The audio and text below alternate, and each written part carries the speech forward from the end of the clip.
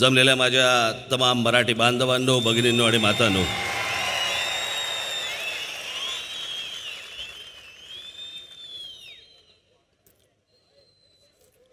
भाषणाला जरा 2 दिवस गॅप घेतली.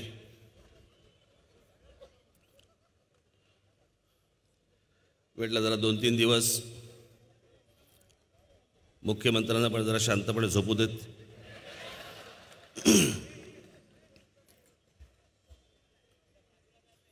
त्यांना पण प्रश्न पडला असेल, काय सतत काय उत्तर द्यायची.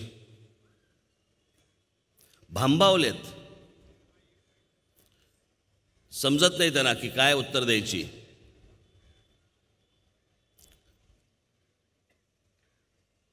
मला आता गेल्या 2 दिवसामध्ये मला अशा अनेक गोष्टी पत्रकार तुमच्या काही टेलिव्हिजन चॅनलच्या काही मुलाखती झाल्या माझ्या.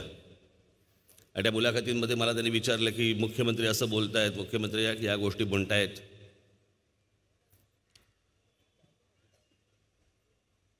माझी स्क्रिप्ट बारामतीहून आली आहे.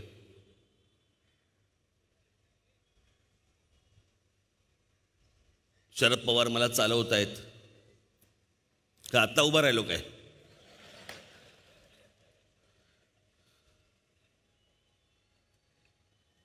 मी जे या लोकांना गेल्या माझ्या सगळ्या सभांमध्ये जे मी प्रश्न विचारतोय, या प्रश्नांची यांच्याकडे उत्तर नाही आहेत. कारण या भाजपवाल्यांचा जो मूळ पुरुष आहे तो इतकं खोटं बोलून ठेवलंय त्यांनी, म्हणजे मोदी इतकं खोटं बोलून ठेवले की त्यांना समजत नाहीये भाजपवाल्यांना आता हे सगळं ह्याचं समर्थन करायचं कसं, या गोष्टी बोलायच्या कशा. आणि मग त्याच्यावरती उत्तर देता येत नाही. मग ती उत्तर देता येत ना, मग काय करायचं? मग हे असल्या काहीतरी गोष्टी बोलायच्या. यांना हे चालवतायत, त्यांना ते चालवतायत, यांना ह्या गोष्टी करतायत. आता म्हणे काहीतरी त्या माझ्या जुन्या क्लिप्स आता म्हणे काहीतरी त्या बाहेर काढतायत.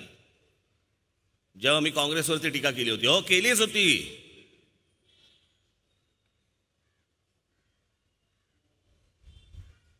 मी ती गोष्ट नाकारली नाही, नाकारणार पण नाही. ते नालायक होते असं सांगितलं गेलं म्हणून तुम्हाला आणलं, तुम्ही त्यांच्याहून नालायक निघालात. काय कॉम्पिटिशन चालू आहे? मेरी कमीज तुम्हारे कमीज से सफेद कैसी, त्या लेवलला सगळं चालू आहे का? तुम्ही जास्ती खोटं बोललात का मी जास्ती खोटं बोलतोय? 2014च्या अगोदर काँग्रेस आणि राष्ट्रवादीचे मी वाभाडे काढले आहेत, जेवढे भाजपवाल्यांनी पण काढले नव्हते. तेव्हा ते सत्तेमध्ये होते, त्यांचे वाभाडे काढले. आता तुम्ही सत्तेमध्ये आहात, तुमचे मी कपडे काढणार.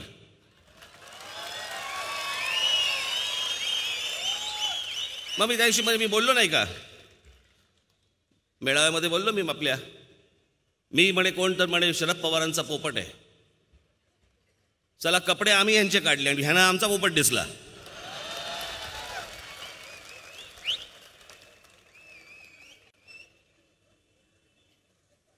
बोलण्यासारखं काय उरलं नाही, बोलण्यासारखं यांच्याकडे काय राहिलेलं नाहीये. त्याच्यामुळे जे तोंडाला येईल ते आपलं बोलायचं. माझ्या प्रश्नांची उत्तर द्या. हा देश जे प्रश्न विचारतोय त्याची उत्तर द्या.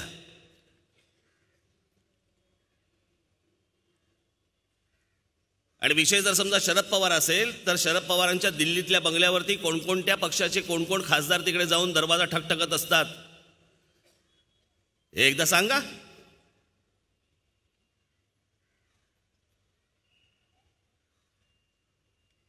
बरं लांब कशाला जा.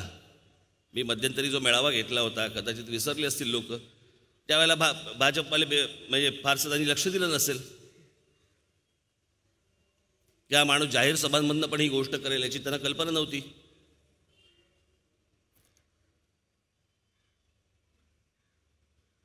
मी आता 19 मार्चच्या माझ्या आपल्या मेळाव्यामध्ये मी एक क्लिप दाखवली होती नरेंद्र मोदींची,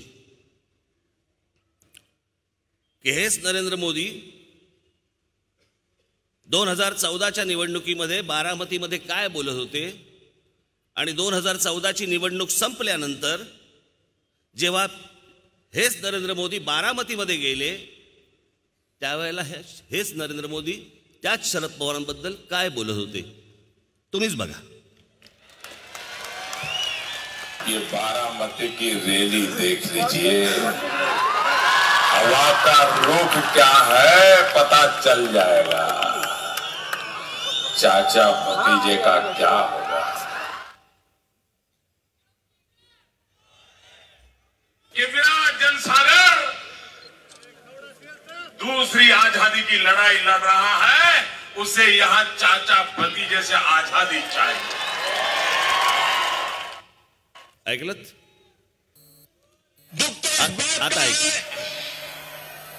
कि क्रिकेट के संबंध में तो आए दिन बयान देने के लिए उनको फुर्सत है, लेकिन मरते हुए किसान के लिए चिंता करने के लिए उनको फुर्सत नहीं है. थांब जरा. क्रिकेटमध्ये लक्ष घालतायत, पण आत्महत्या करणाऱ्या शेतकऱ्यांबद्दल त्यांना काही वाटत नाहीये. काका आणि पुतण्या यांचं साम्राज्य बारामतीमधनं उद्ध्वस्त केलं पाहिजे, काढून टाकलं पाहिजे. बारामतीसाठी म्हणून ही दुसरं स्वातंत्र्य आहे. ऐकलत ना? ऐकलत की नाही? आता पुढे लाव. अमल करो ऐसा अमन में, जहां से गुजरे तुम्हारी नजरें वहां से तुम्हें सलाम है. आज शरद राव जी का जीवन देखते हुए लगता है कि जहां भी उनकी नजर गुजरेगी सब दूर से उनको सलाम आएगी.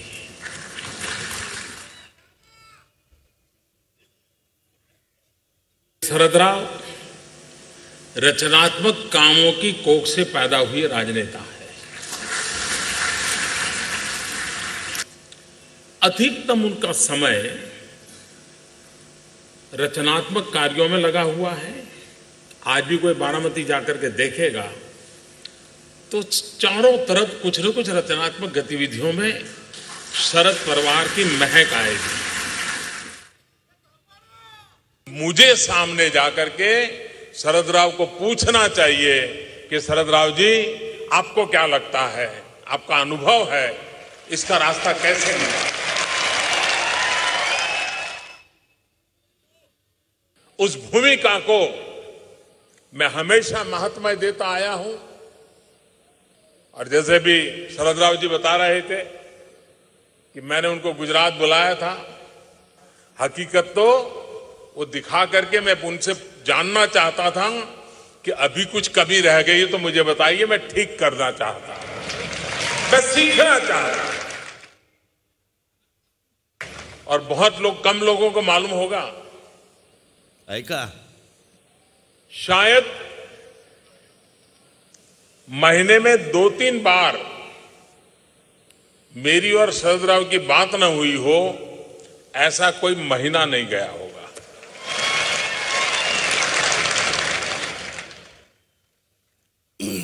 राज्य सरकार में मेरी कठिनाइयां बहुत रहती थी. भारत सरकार से परेशानियां होती रहती थी. तो मैं फिर शरद राव को बीच में डालता था और वे भी दलगत राजनीति से ऊपर उठ करके केंद्र सरकार का राज्य से कैसा रवैया होना चाहिए उसकी उत्तम भूमिका अदा करते थे. और मैं आज बारामती में उनके उस योगदान के लिए सार्वजनिक रूप से अभिनंदन करना चाहता हूं.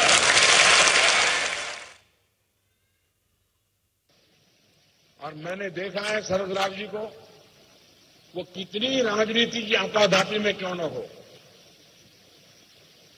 दिन में कितने ही राजनीतिक उठापटक के दबाव के नीचे क्यों न हो, लेकिन अगर किसान की बात आ जाए, खेती की बात आ जाए, तो तुरंत एक्टिव होकर के उस काम को हाथ में ले लेते. इतना उनका डेडिकेशन, उनका इस डेडिकेशन को मैंने देखा है. और इस फरवरी में सार्वजनिक जीवन में 50 वर्ष जनप्रतिनिधि का उनका समय हो रहा है. मैं अभी से बधाई देता हूं. 50 साल तक विदाउट ब्रेक जनप्रतिनिधि के रूप में चुन करके आना, चुनाव जो लड़ते हैं जीतते हैं उनको पूरा पता है कि किस प्रकार से जिंदगी जीनी पड़ती है। शरद राव जी ने जी करके दिखाया है और एक बहुत उत्तम उदाहरण सभी सार्वजनिक जीवन के लोगों के लिए एक उत्तम उदाहरण उन्होंने प्रस्तुत किया है। शरद राव का एमएलए और एमपी वाला मामला है, अपने आप में बड़ी विरासत है, सार्वजनिक जीवन की एक बहुत बड़ी पूंजी है, बहुत बड़ी विरासत है। आता ऐका, मैं व्यक्तिगत रूप से शरद राव का अत्यंत आदर करने वाले व्यक्तियों में से रहा हूं। मैं गुजरात का मुख्यमंत्री था, वो हमेशा मुझे उंगली पकड़ करके चलाने में मेरी काफी मदद करते रहे हैं और ये बात सार्वजनिक रूप से स्वीकारने में मैं गर्व अनुभव करता हूं। आता काही बोलायचंय का भाजपवाल्यांना?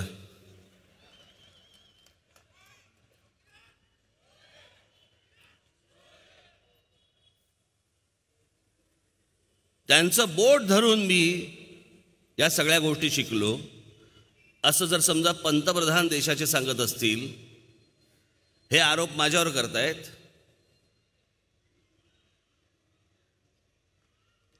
किती झोंबलं असेल, किती त्रास होत असेल या गोष्टींचा आपल्याला कळू शकतो।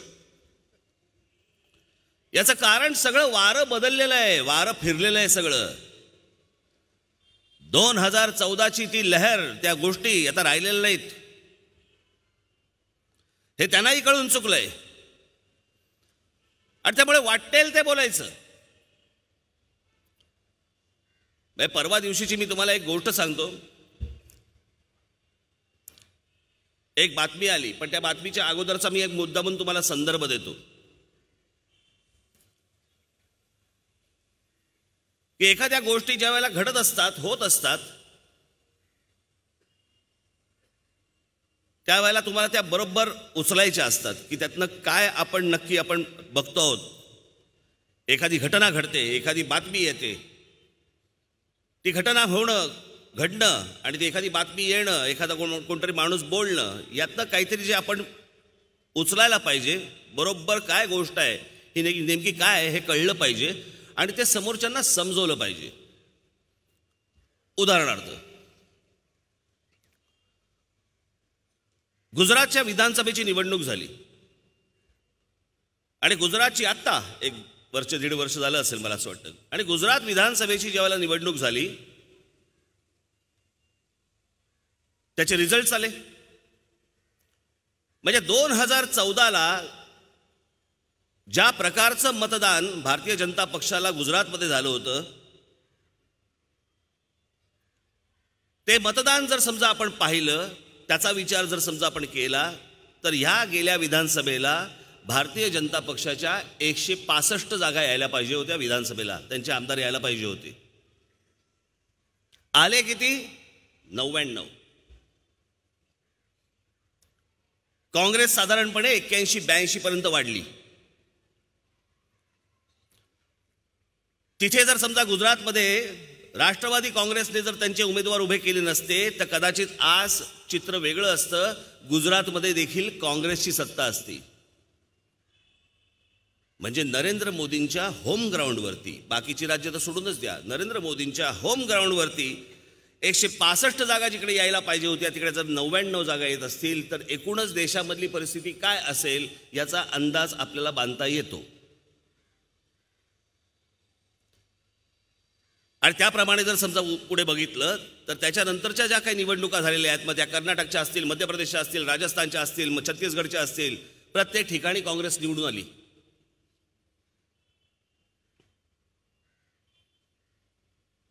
साधारणपणे एखाद्या बातमीचा जर समजा तुम्ही कानोसा घेतला आणि त्याच्यावरती जर विचार केला तर तुमच्या असं लक्षात येतं की हे नक्की हे प्रकरण काय आहे। आत्ताच काल परवाकडे आलेली एक महत्त्वाची बातमी, मला माहिती नाही की त्या वर्तमानपत्रांमध्ये किंवा चॅनल्समध्ये त्या बातमीचं ॲनालिसिस झालं की नाही नीट, आणि ती बातमी आहे मुकेश अंबानी यांनी दक्षिण मुंबईतल्या मुरली आपला तुमचा मिलिंद देवराला जाहीर पाठिंबा दिला.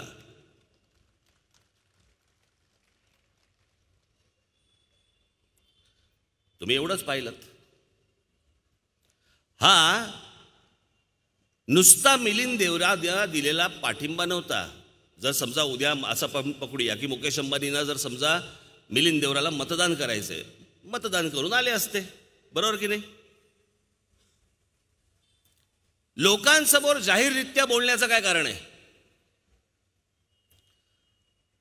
मुकेश अंबानी आणि उदय कोटक. हे मुकेश अंबानी म्हणजे मी तुम्हाला परत सांगून ठेवतो तुम्हाला, मुकेश अंबानी म्हणजे उद्धव ठाकरेंचे अत्यंत जिवलग मित्र.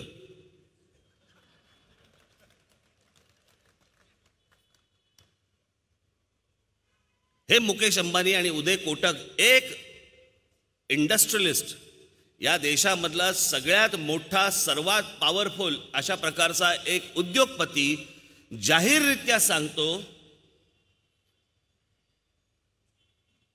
की मी मिलिंद देवराला म्हणजे काँग्रेसला मतदान करणार आहे.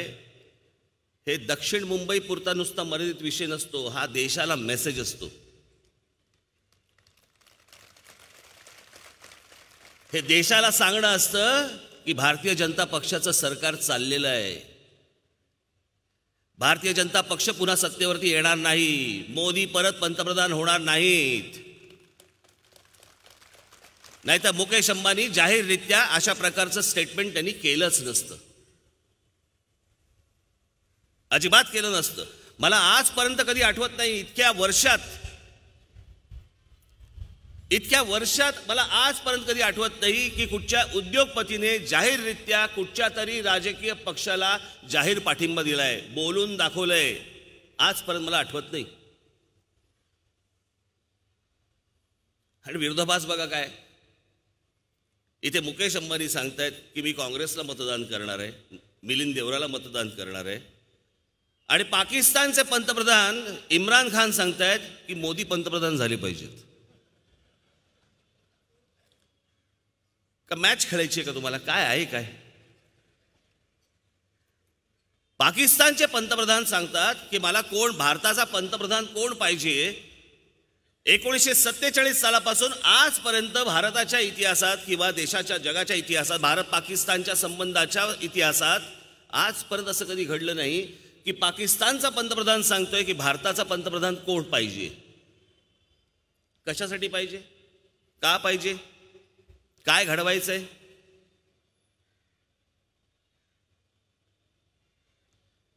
बाबांनो, हाच माणूस निवडणुकीच्या अगोदर तुमच्या सगळ्या देशासमोर आले आणि म्हणाले 56 इंचाची माझी छाती आहे.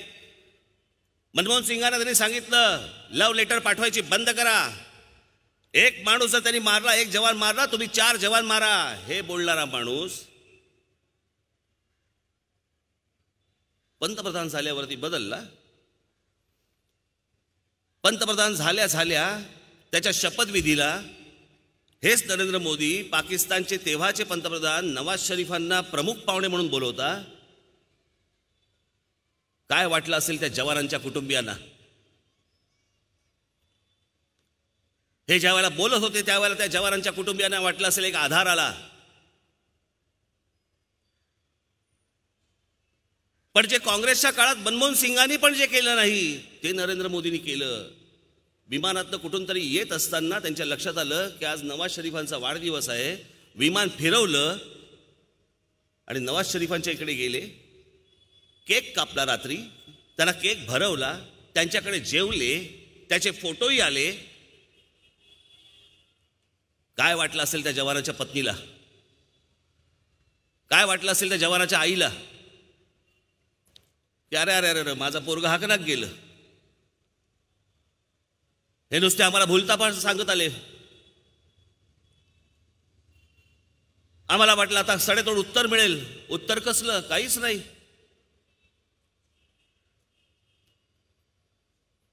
अख्खी 5 वर्ष या माणसाने नुसता खोटा प्रचार केला. खोटा प्रचार, खोट्या गोष्टी सांगत राहिले, खोट्या गोष्टी.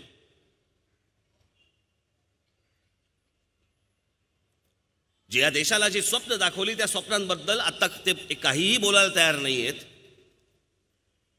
हाताला जे लागेल त्याच्यावरती आता ते त्यांच्या निवडणुकीचा प्रचार करतायत. परवा दिवशी श्रीलंकेमध्ये बॉम्ब ब्लास्ट झाला तर त्याच्यावरती बोलायला लागले आतंकवाद संपवण्यासाठी म्हणून भाजपला तुम्ही मदत करा.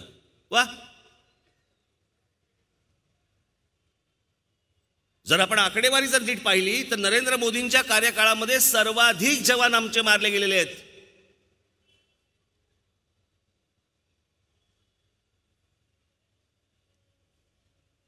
पण गेल्या 5 वर्षामध्ये या देशामधला मीडिया, या देशामधली वर्तमानपत्र, या देशामधले पत्रकार, या देशामधले मीडियाचे सगळे मालक धमक्या देऊन बंद करून टाकलेत. बातम्या आमच्या विरोधात छापायच्या नाहीत, आकडे बाहेर येता कामा नाहीत. अहो, कुठपर्यंत खोटा प्रचार करतात. म्हणजे ह्यांचे हे जी सगळीची लावारीस कार्टी आहेत ना IT सेल मधली,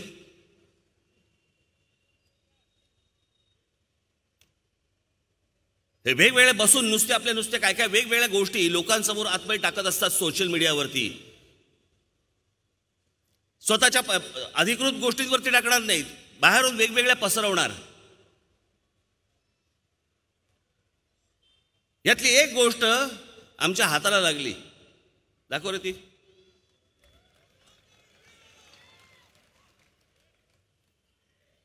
मोदी फॉर न्यू इंडिया, गरीबों को एक बेहतर जीवन देना मोदी जी के लिए एक नारा नहीं अभिमान है. कांग्रेस सिर्फ गरीबी हटाओ का नारा दे सकती है, कुछ कर नहीं सकती. पिछले 3 साल में 7.5 करोड़ लोग गरीबी से बाहर आए. फोटो बघताय, बाजूला एका फॅमिलीचा फोटो बघताय. बोलव रे त्यांना.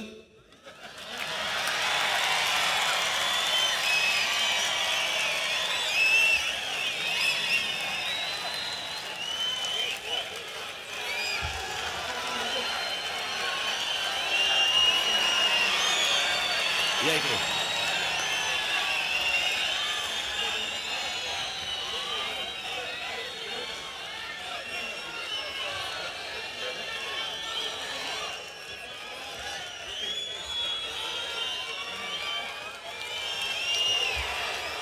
यांचा स्वतःचा घरातला त्यांचा फॅमिलीचा फोटो जो त्यांनी फेसबुकवरती का कुठेतरी त्यांचा टाकला, तो उचलला आणि त्याच्यावरती मोदींचा फोटो छापून बाहेर स्प्रेड करतायत. त्यांच्या लावारिस कार्ट्यांना लाजही वाटत नाही. आपण कोणाचे फोटो उचलतोय, कोणाच्या जाहिराती करतोय, काय करतोय काही माहिती नाही. ही अख्खी 5 वर्ष अशी घालवली या लोकांनी. बघून घ्या, ओळख करून घ्या. या त्या हे ते दिसतंय तुम्हाला, ओळखता येत आहेत. बसा खाली बघा.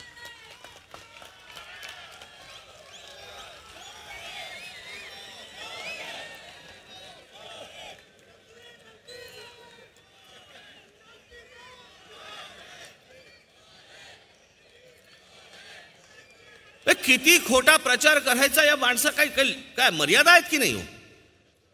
बरं, हे एक साधं उदाहरण आपल्याला एक साधं सापडलं, अशी केवढी असतील.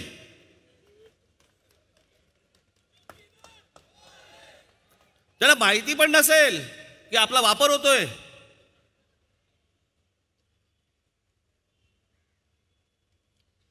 या गोष्टी करण्यासाठी या देशाने तुमच्या हातामध्ये बहुमत दिलं. इंदिराजींची हत्या झाल्यानंतर जवळपास राजीव गांधींना जे बहुमत मिळालं, त्याच्यानंतर 30 वर्षानंतर एका माणसाच्या हातामध्ये एक बहुमत आले या देशामध्ये, आणि तुम्ही देशाची खोटं बोलत राहिलात.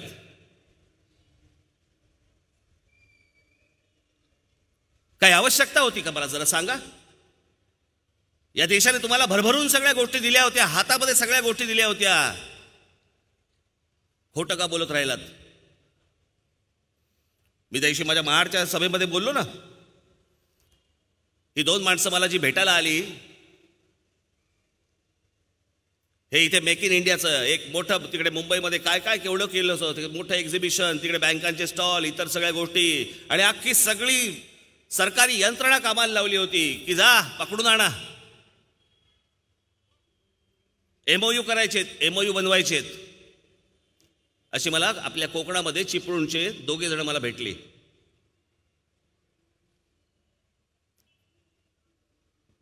त्यातल्या एकाचा काहीतरी बेकरीचा व्यवसाय होता आणि एकाचा काहीतरी काजूचा होता ना, काजूचा काहीतरी व्यवसाय होता. सरकारी अधिकारी गेले त्यांच्याकडे, म्हणे की तुम्हाला किती पैसे पाहिजेत, तुम्हाला किती कर्ज पाहिजे. ते बोलले नकोय कर्ज मला.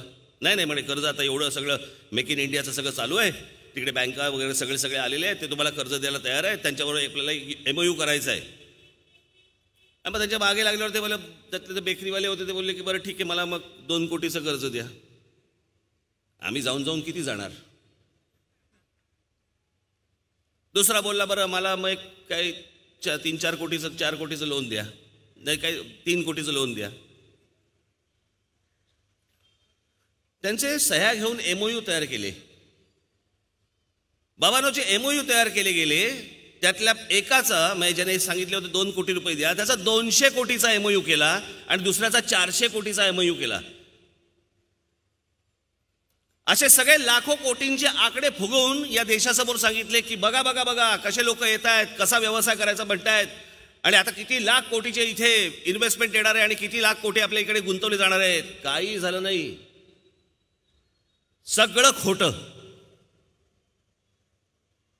तो आमचा वैमानिक, काय रे नाव त्याचं, अमोल यादव, त्या बिचाराने, तो एक पायलट आपला मराठी मुलगा, त्याने विमान बनवलं, 6 सीटर का 8 सीटर विमान बनवलं, ज्याच्याबरोबर या तिथे MOU केला गेला.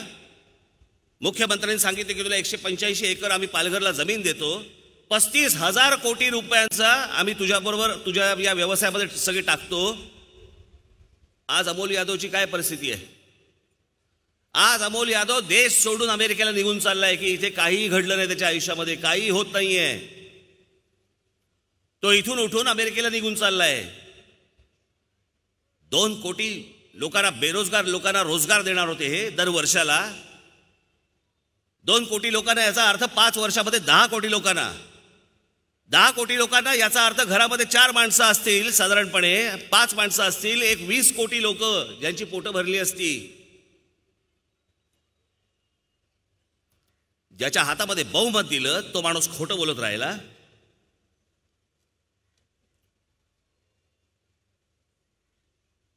या देशामधले सगळे गुन्हेगारांचे गुन्ह्यांचे आकडे वाढले.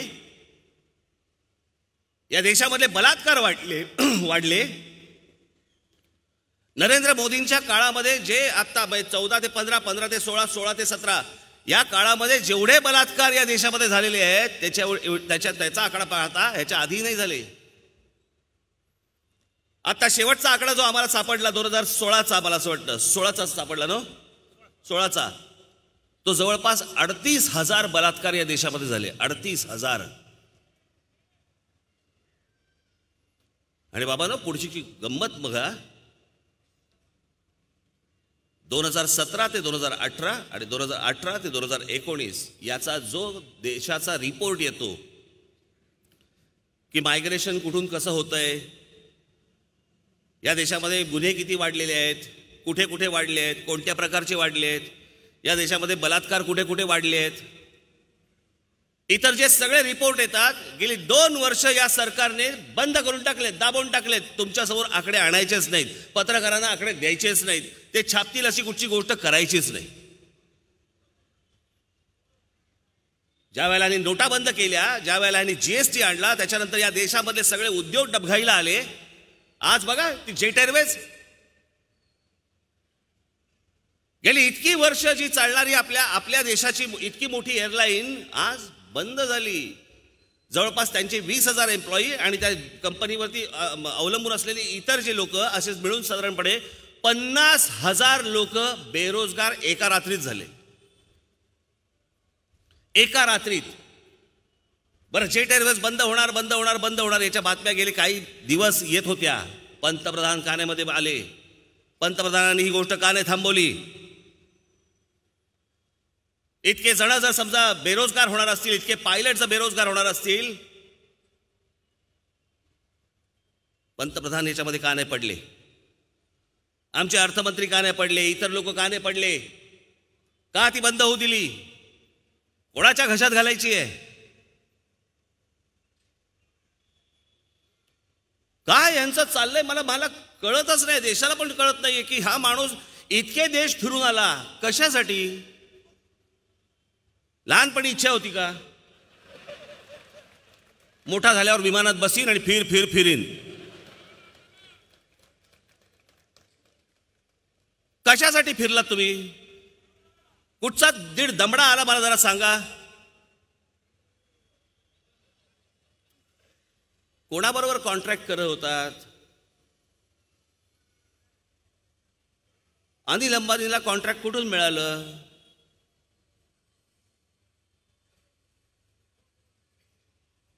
आपली कुठची कंपनी? HAL ना? HAL HAL aeronautics limited. ज्या कंपनीकडे भारताची कंपनी, देशाची सरकारी कंपनी, ज्यांच्याकडे इतके लोक कामाला आहेत की जिकडे हे सगळे आजपर्यंत सगळे विमान आणि इतर सगळ्या गोष्टी तिकडे बनत होत्या, त्यांना काही न देता आज त्यांच्याकडे काम नाही आहे. पण ज्या माणसावरती 1,20,000 कोटीचं कर्ज आहे त्याला आमच्याकडे राफेलचं कॉन्ट्रॅक्ट दिलं जातंय. जे विमान साधारणपणे 600 कोटीचं विमान, 600 कोटीचं विमान आम्ही घेतोय कितीमध्ये? साधारणपणे 1500-1600 कोटीमध्ये. 1,000 कोटी जास्ती, 900,000 कोटी रुपये जास्ती. अनिल अंबानीचा संबंध काय?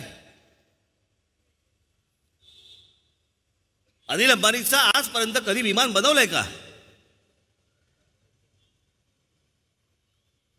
आणि आपल्याकडे सरकारी कंपनी ही असताना त्या सरकारी कंपनीला डावलून जर समजा तुम्ही यांना देणार असाल, त्याच्याबद्दल आम्ही बोलायचं नाही, विचारायचं नाही. यांचं एक बरं आहे, हेच सर्टिफिकेट वाटणार. इकडे काय म्हणणं आहे? हां, तू देशद्रोही, तू देशप्रेमी.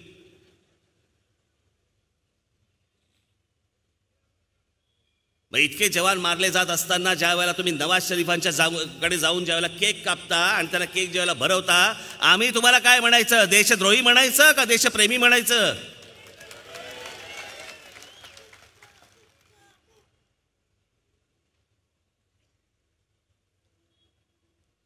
एका गोष्टीचा हा माणूस उत्तर द्यायला तयार नाहीये. आणि मी तुम्हाला आठवत असेल, मी मागे बोललो होतो, 2015ला बोललो होतो मी की निवडणुकीच्या तोंडावरती नरेंद्र मोदी एक युद्ध सदृश परिस्थिती निर्माण करतील. माझ्या एका पत्रकार परिषदेत बोललो होतो मी. जी झाली, जी केली, जो एक विषय उभा राहिला,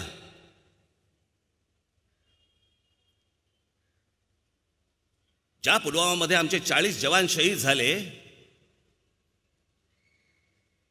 एक RDX ने भरलेली गाडी आली आणि ती आमच्या जवानांची एक गाडी उडवून दिली. 40 जण एका क्षणात मेले, एका क्षणात शहीद झाले. पुढे काय सांगितलं गेलं? तिकडचे राज्यपाल काय सांगतायत काश्मीरचे, काय त्यांनी काय सांगितलं होतं? इंटेलिजन्स फेल्युअर आहे म्हणे.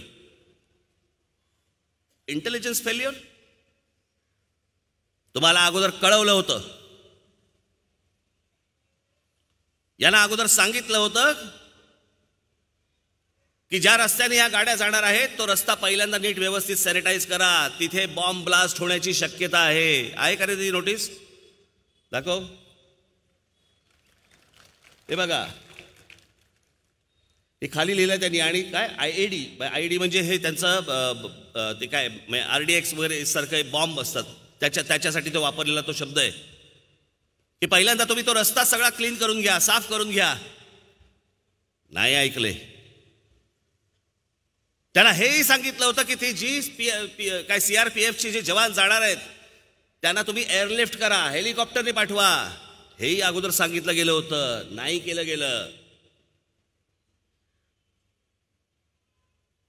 त्यांना गाडीनेच पाठवलं आणि तो ब्लास्ट झाला. ते गेले.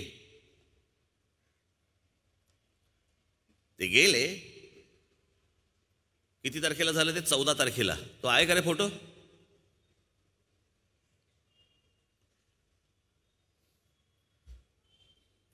तो नाही, मोदींचे कपडे घातलेला.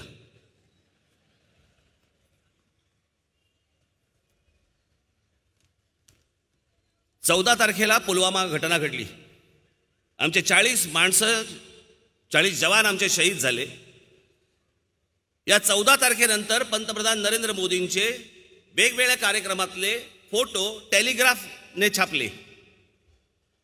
मला बाजूला रे, हा 15 तारीख, 14ला पुलवामा झाले, हा 15, 16, 17, 18, 19, 20, 21, 22,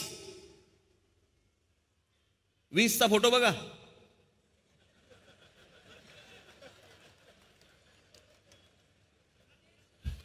आमच्या पंतप्रधानाच्या चेहऱ्यावरती कुठेतरी ते जवान गेल्याचं दुःख आहे का जरा सांगा.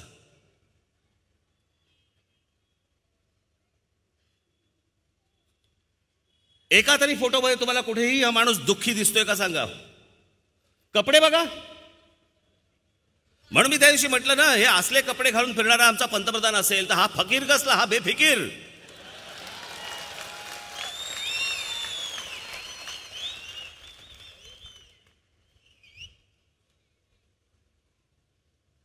आणि आज तुम्हाला सांगण्यासाठी काही राहिलं नाही, उरलं नाही. आज तुम्हाला सांगण्यासाठी काही उरलं नाही, म्हणून आज तुम्ही जवानांच्या नावाने मतं मागतात. मी माझ्या अनेक भाषणांमध्ये, म्हणजे सगळी जी भाषणं आहेत ह्याच्यामध्ये काही ज्या क्लिप्स आहेत या मी कायम सगळ्या मी माझ्या जाहीर सभांमध्ये दाखवणार. तुम्ही विसरताच कामा नये मतदान होईपर्यंत. हा महाराष्ट्र विसरताच कामा नये. रोज तुम्हाला दाखवणार, विसरू नका. बघा बघा काय म्हणताय हा माणूस.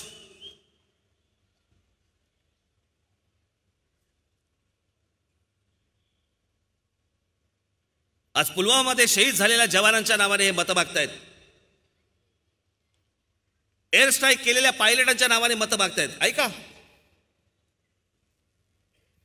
मैं आपसे कहना चाहता हूं, मेरे देश के फर्स्ट टाइम वोटर को, आप भी संकल्प कीजिए कि पहला वोट आपका, जो आपके जीवन की ऐतिहासिक घड़ी है, आपके जीवन पर याद रहेगा कि पहला वोट कब डाला, कहां डाला, कौन सा चुनाव था, किसको डाला. ये जीवन भर याद रहने वाला है. हर किसी को पहली घटना याद रहती है. मैं जरा कहना चाहता हूं मेरे फर्स्ट टाइम वोटरों को, क्या आपका पहला वोट पाकिस्तान के बालाकोट में एयर स्ट्राइक करने वाले वीर जवानों के नाम समर्पित हो सकता है क्या? मैं मेरे फर्स्ट टाइम वोटर से कहना चाहता हूं कि आपका पहला वोट पुलवामा में जो वीर शहीद हुए, उन वीर शहीदों के नाम आपका वोट समर्पित हो सकता है क्या?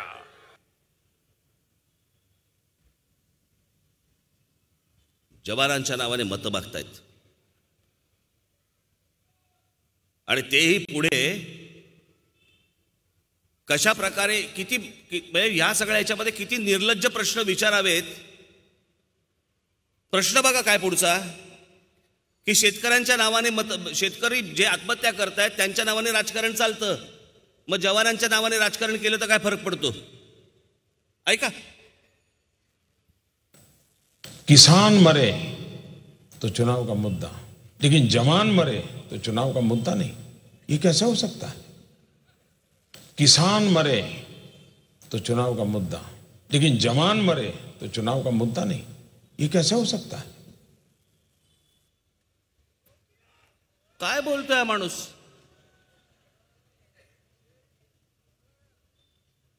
आणि एखाद्या सरकारमध्ये ज्या वेळेला शेतकरी आत्महत्या करतात त्यावेळेला विरोधी पक्ष प्रश्न विचारतो की इतक्या आत्महत्या कशा झाल्या. सरकारमध्ये ज्या वेळेला या प्रकारचे जवान शहीद होतात त्यावेळेला सरकार म्हणते की आम्ही त्या शहीद जवानांच्या नावाने मतं मागू म्हणून. मला आजही आठवते अटल बिहारी वाजपेयींच्या काळामध्ये, एनडीएच्या त्या काळामध्ये ज्या वेळेला कारगिल झालं, अटल बिहारी वाजपेयींनी कधी बाजार नाही मांडला कारगिलचा.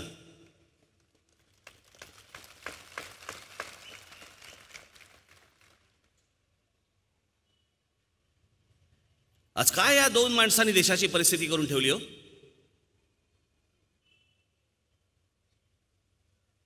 सुप्रीम कोर्टाचे जजेस रस्त्यावरती येतात आणि पत्रकार परिषद घेतात आणि सांगतात की या देशातली लोकशाही धोक्यात आहे. 1947 सालापासून आज 2019 सालापर्यंत आजपर्यंत या देशामध्ये अशी कधी घटना घडली नाही की सुप्रीम कोर्टचे जज येऊन सांगतायत की लोकशाही धोक्यात आहे. म्हणजे असं काय झालं होतं.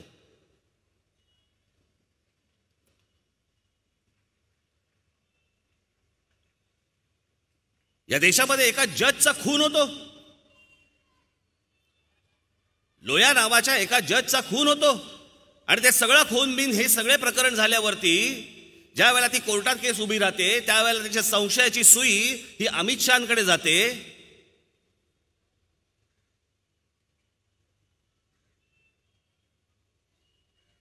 काय बोलायचं या देशाला. जे लोक काही ह्यांच्याबद्दल बोलायला जातील, काही करायला जातील, त्यांच्यावरती ईडीच्या केसेस टाकायच्या, त्यांच्यावरती सीबीआयच्या रेट्स टाकायच्या, त्यांच्यावरती इन्कम टॅक्सच्या रेट टाकायच्या. नरेंद्र मोदी आणि अमित शहाना पण मला सांगायचंय, तुम्ही पुढे विरोधी पक्षातच जाणार आहात तेव्हा बाकीच्यांकडनं रेड पडतील ना, केसेस होतील ना. मी तुम्हाला आज सांगतो, मी माझ्या गेल्या वर्षीच्या गुढीपाडव्याच्या सभेमध्ये मी सांगितलं होतं की नोटबंदी, या नोटबंदीची ज्या वेळेला इन्क्वायरी निघेल ना त्यावेळेला 1947 सालानंतरचा सगळ्यात मोठा स्कॅम हा या देशातला ठरेल. सगळ्यात मोठा स्कॅम या देशातला ठरेल. मी आज जो काही प्रचार करतोय ह्या दोन माणसांसाठी, ही दोन माणसं या देशावरचं संकट आहेत.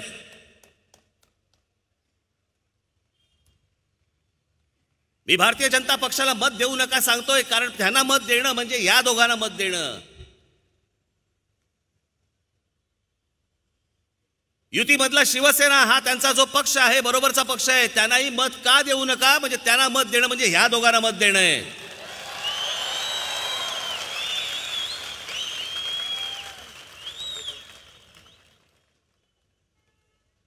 पण अर्थातच वारे फिरलेलेच आहेत, मुकेश अंबानी बोललेलेच आहेत, त्याच्यामुळे ह्या गोष्टी आता क्लिअर झालेल्याच आहेत. मला आपल्याला सगळ्यांना एवढीच गोष्ट सांगायची आहे. मी त्या दिवशी माझ्या गुढीपाडव्याच्या सभेमध्ये मी म्हटलं होतं, काळजावरती दगड ठेवा,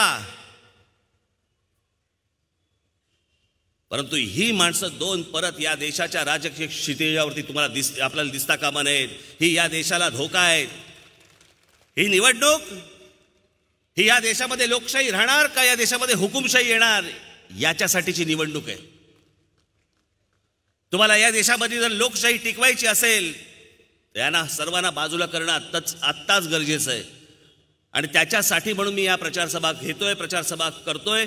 माझी उद्या भांडुपला सभा आहे, त्याच्यानंतर पनवेलला आहे, त्याच्यानंतर शेवटची सभा माझी नाशिकला आहे.